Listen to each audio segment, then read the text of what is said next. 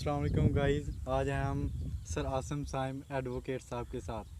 आज हमसे ये सवाल करना चाहते हैं कि पाकिस्तान की कौन सी वो सियासी पार्टी है जो पाकिस्तान से सबसे ज़्यादा मोहब्बत करती है। जी सर। देखिए अली भाई,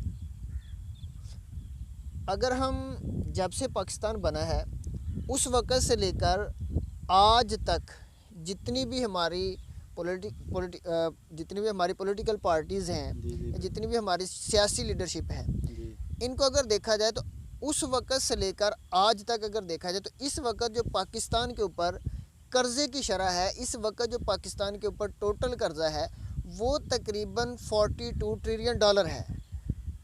तो इस तनाज़र में अगर देखा जाए तो दूसरी तरफ एक तो ये पाकिस्तान की सूरत हाल है कि पाकिस्तान के ऊपर इतना ज़्यादा कर्ज़ा है, तो दूसरी तरफ हम देखते हैं ये जो हमारी जितनी भी सियासी लीडरशिप है तो इनके एक एक जो पैदा होने वाला बच्चा है वो अरबपति खरबपति बल्कि अरबपति डॉलर्स पैदा हो रहा है, जबकि इस मुल्क का जो एक एक बच्चा है वो 10-15 लाख का कर्ज़ोई पैदा हो रहा है।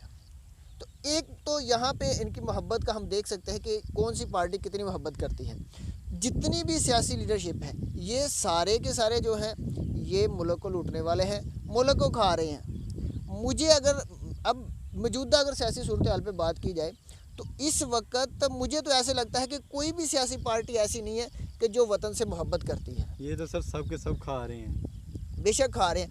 अगर हम मौजूदा सूरत हाल को हम देखते हैं तो मौजूदा सूरत हाल में जिस तरफ कह रहे हैं जी पाकिस्तान बैंकरप्ट होने जा रहा है, पाकिस्तान दिवालिया होने जा रहा है, तो इस तनाज़र में और जो हमारे जो सियासतदान है ये भी असम्बली के अंदर यही रोना रो रहे हैं।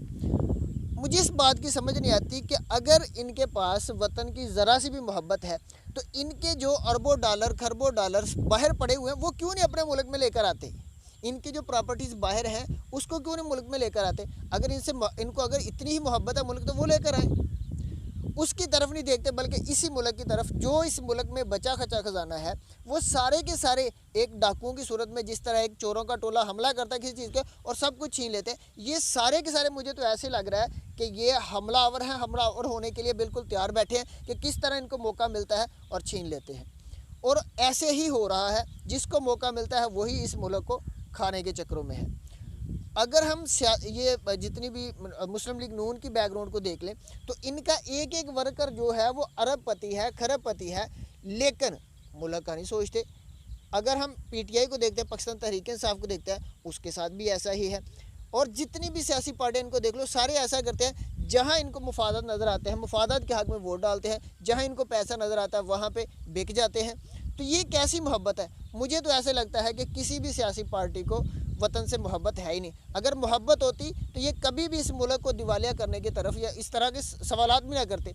और ये इनकी जो इक़्तिदार की एक जंग है, इनकी जो लड़ाई है, इनकी पाकिस्तान के लिए, मेरे लिए, आपके लिए, पाकिस्तानियों के लिए इनकी कोई जंग नहीं है, बल्कि इनकी जो असल जंग है वो अपनी कुर्सी के लिए है। और उसके लिए ये बहुत कुछ कर रहे हैं और ये उसके लिए हर हद तक जाते हैं। वो ख्वाह एक माह में इनको वज़ीर आला बदलना पड़े या सारी पार्टीज़ मिलकर एक वज़ीर आला लें, तो इनका असल जो इनके पीछे बैकग्राउंड है, जो इनके पीछे असल जो इनका मकसद है वो एक ही है, वो है पैसा इकट्ठा करना। तो इस लिहाज से लिए अगर देखा जाए तो कोई भी पार्टी ऐसी नहीं, जो मुझे तो ऐसी कोई पार्टी नज़र नहीं आती मेरे ख्याल के मुताबिक।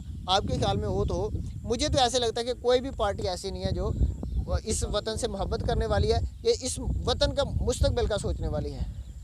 अल्लाह हाफिज़ गाइस।